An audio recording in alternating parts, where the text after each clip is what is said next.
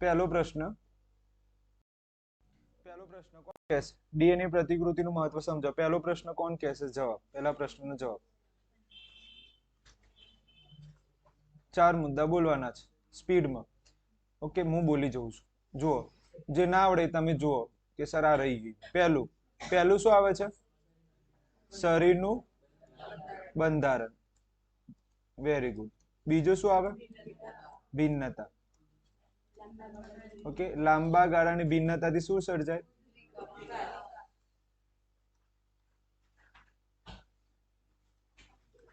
ઉદ્વિકાસ સર્જાય.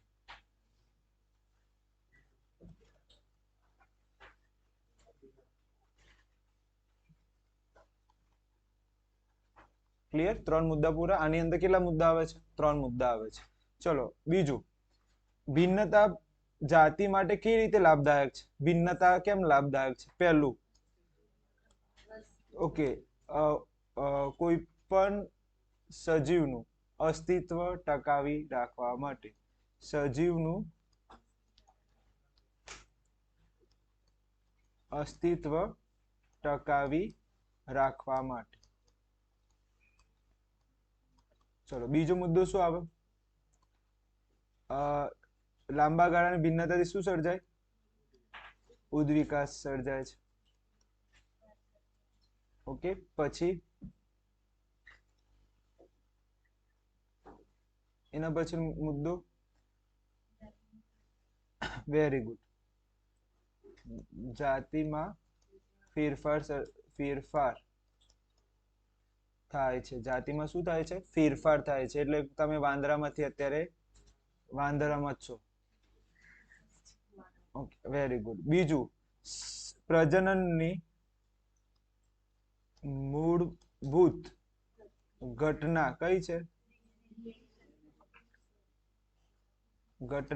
છે? ડીએનએ નું પ્રતિકૃતિનું સર્જન. થઈ ગયા 4 મુદ્દા. પહેલું, સજીવોનું અસ્તિત્વ ટકાવી રાખવું. બીજો મુદ્દો શું છે? ઉદ્વિકાસ. ત્રીજો મુદ્દો, જાતિમાં ફેરફાર. અને પ્રજનનની મૂળભૂત ઘટનામાં શું આવે છે? ડીએનએ નું પ્રતિકૃતિનું સર્જન. ચલો, દ્વિભાજન બહુભાજન કેવી રીતે અલગ છે? તો 2 પ્રકાર, ભાજનના 2 પ્રકાર. પહેલું, કેટલા પિતૃમાંથી કેટલા બાળકોષો જોવા મળે છે? 2 બાળકોષો કોષોનો જન્મ થાય છે. ઉદાહરણ તરીકે અમીબા. પેલામાં 2 બાળકોષોનું જોવા ચાલી જશે. આમાં કેટલા આવે? પિતૃમાંથી 2 થી વધુ બાળકોષોનો જન્મ થાય છે. બાળકોષનું નિર્માણ થાય છે, જન્મ થાય છે, જે લખવું. ઉદાહરણ તરીકે. ક્લિયર? આગળ જઈએ. થઈ ગયા? ફરીથી કેટલા મુદ્દા છે આના? 4. ભાજનમાં કેટલા બાળકોષો? બહુભાજનમાં કેટલા બાળકોષો? પેલામાં શું ઉદાહરણ આવે? અને પેલામાં શું આવે? પ્લાઝ્મોડિયમ. આગળ જઈએ.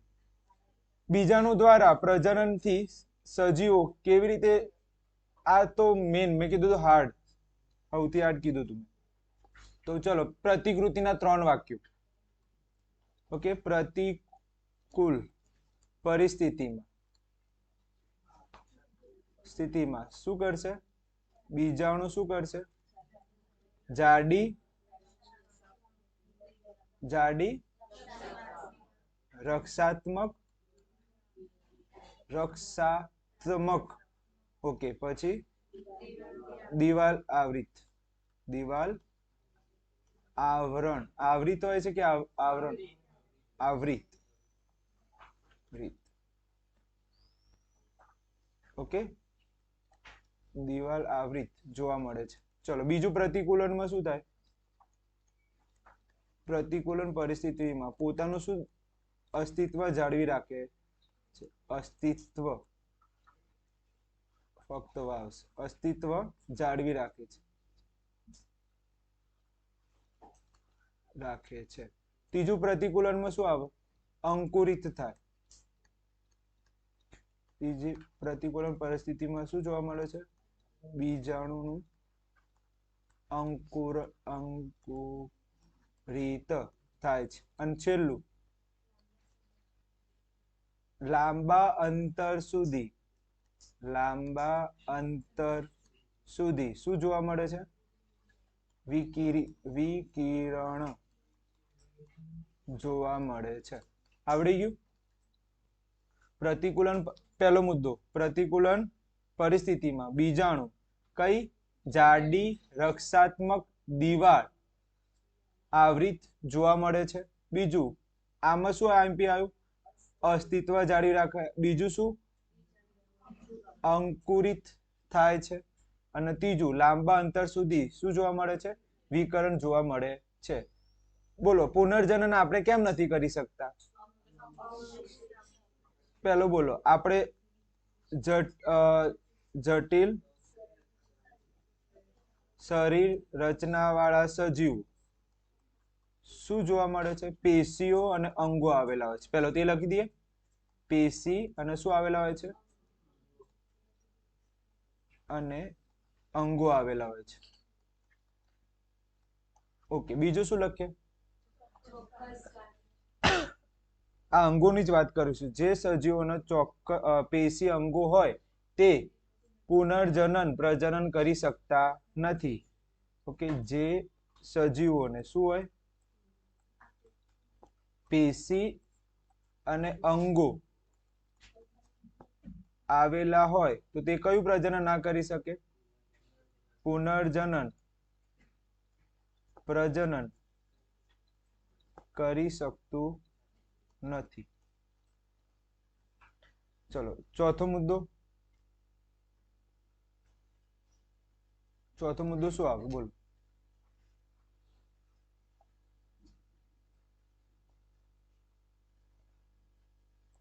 એના પછી ચોથો મુદ્દો. ઓકે, વાહ, ભૂલી ગયા છે.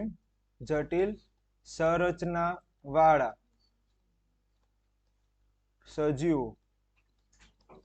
સજીવોનું પ્રજનન કોના દ્વારા થાય છે? વિશિષ્ટ કોષ દ્વારા થાય છે. તો આપણે વિશિષ્ટ કોષ દ્વારા શું કરીએ છીએ? પ્રજનન કરીએ છીએ. અને જે લોકોના સજીવોનું શું હોય? સજીવોને શું હોય? વિશિષ્ટ કોષ હોય. વિશિષ્ટ કોષ હોય તે કયું પ્રજનન ના કરી શકે? પ્રજનન કરી શકતું નથી. આવડી ગયું? 4 મુદ્દા ક્લિયર? અંગવાળી વાત કરવાની. અંગ હોય તો પુનર્જનન ના કહીએ. વિશિષ્ટ કોષ હોય પુનર્જનન. ક્લિયર છે? એકદમ ઈઝી. આગળ જોઈએ, શા માટે વનસ્પતિક પ્રજનન આપણે ઉપયોગી કરીએ છીએ? 3 મુદ્દા હતા. પહેલો મુદ્દો કોણ કહેશે? બોલો, પહેલો મુદ્દો શું? ઓકે, વહેલા ફળ અને પુષ્પ આવે છે. બીજો મુદ્દો, જે વનસ્પતિ શું બીજ ધારણની ક્ષમતા ગુમાવી બેઠે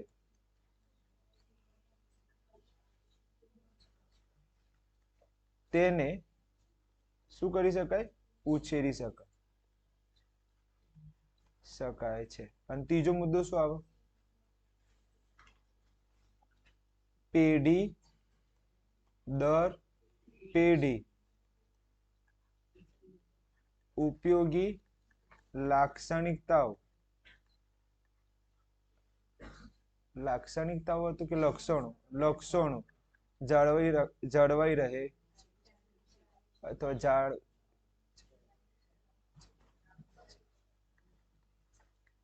શકાય છે. ચલો, નીચેનું બોલો. પહેલા જેવું છે. શું આવે? શરીરનું બંધારણ, પછી ભિન્નતા, પછી શોર્ટમાં લખ દઉં, ઉદ્વિકાસ. લાંબા ગાળાની ભિન્નતાને શું કહેવાય? ઉદ્વિકાસ. તો યાદ રાખજો, લાંબા ગાળાની ભિન્નતાને શું કહેવાય? ઉદ્વિકાસ. અને ચોથો મુદ્દો શું આવે? બસ આટલા હતા. અને લખવું હોય બસ આ 3 જ હતા. 8મો મુદ્દો, પરાગનયનની ક્રિયા એટલે શું? પરાગનયનની ક્રિયા એટલે શું? તો આપણે લખીશું પુંકેસરના પરાગ રજ એ સ્ત્રી કેસરના ક્યાં બેસે? પરાગવાસન પર બેસવાની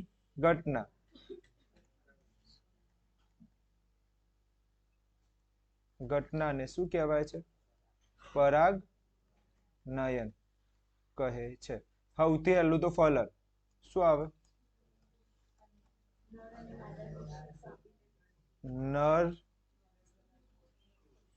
નરના જનન કોષ અને માદાના જનન કોષ નું સંમિલનને શું કહેવાય? સંમિલનની ક્રિયાને શું કહેવાય છે? ફલન કહે છે. ચલો, ભ્રૂણ ગર્ભને પોષણ કોણ આપશે? જરાયુ. શું શું આપશે જરાયુ? ગ્લુકોઝ, ઓક્સિજન, અન્ય પદાર્થ. ક્લિયર? ચલો, છેલ્લો મુદ્દો, કોપરટીથી શું રોગ સામે રક્ષણ મેળવી શકે? ના. કેમ? ઓકે, સ્ત્રી અને પુરુષ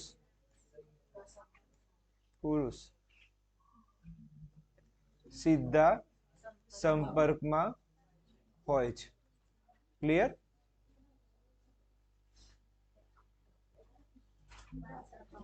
ચલો, 11મો પ્રશ્ન, શુક્રાશય અને પ્રોસ્ટેટ ગ્રંથિની ભૂમિકા જણાવો. ચલો, જો પ્રોસ્ટેટ ગ્રંથિ અને શુક્રાશય એ શુક્રકોષને સ્થળાંતર સરળ બનાવે છે. શુક્રકોષ આવે તો એક જગ્યાએ અટકી જાય છે.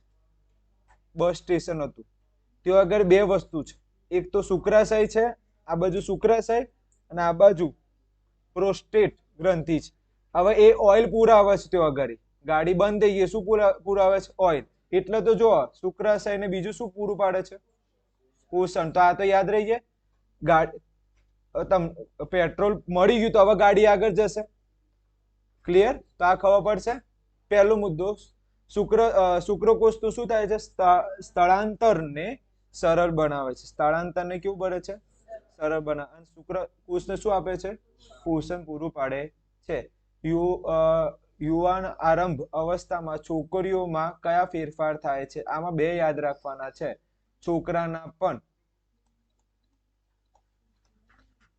યુવાન આરંભ અવસ્થામાં છોકરીઓમાં કયા પરિવર્તન થાય છે અને છોકરામાં કયા પરિવર્તન થાય છે? આ બંને લખવાના છે જ્યારે તમે ટેસ્ટ પેપર બનાવો એમાં. ચલો, છોકરીઓના 4 વસ્તુ જોઈએ અને છોકરાઓની પણ કેટલી વસ્તુ જોઈશું? 4. ઓકે. સ્તન ગ્રંથિના કદમાં વધારો થાય છે. સ્તન ગ્રંથિના કદમાં શું થાય છે? વધારો થાય છે. સ્તન નાગ્રન ની ત્વચાનો રંગ કેવો થાય છે? ઘેરો બને છે. માસિક ચક્રની શરૂઆત થાય છે. અવાજ કેવો બને છે? તીણો બને છે. હજી કોઈ મુદ્દા યાદ આવે તો બોલો. હજી કોઈ મુદ્દા તમને યાદ આવતી હોય કે સર આ મુદ્દો લખી શકાય તો બોલો. ખીલ આવા એ બધું નહીં. યુવાન અવસ્થામાં સ્ત્રીઓમાં કયા ફેરફાર થાય? આપણે એક લખી શકીએ. પ્રજનન અંગોમાં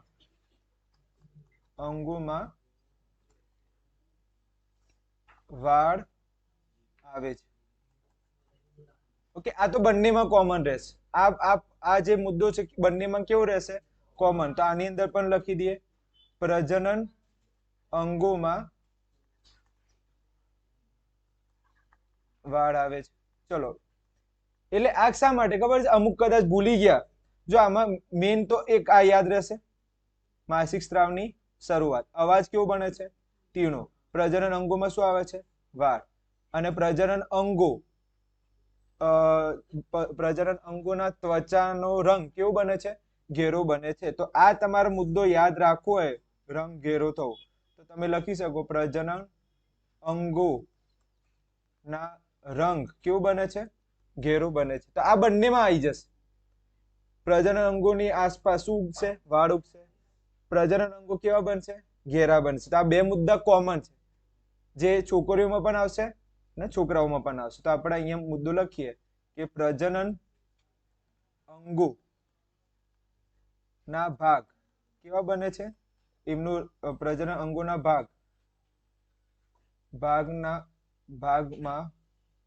ભાગના રંગો કેવું બનશે? ઘેરો બને છે. અથવા પ્રજનન ભાગો કેવા બને છે? ઘેરા બને છે. આટલું લખજો ને. ચલો બીજું, ભાઈઓમાં શું થાય?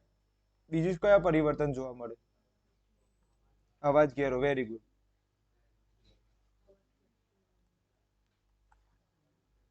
ઘેરો અથવા ઘોઘરો લખેલું હોય છે. ઘેરો છે.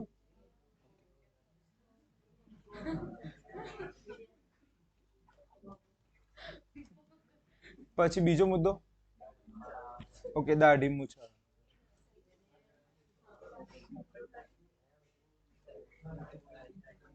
આટલા મુદ્દા ક્લિયર? દાઢી મૂછ આવી, આવાજ કેવું બને? બહેનોનું કેવું થશે? તીણો. અને ભાઈઓનું શું થશે? ઘેરો. પછી આ બે મુદ્દા તો કેવા છે? કોમન છે.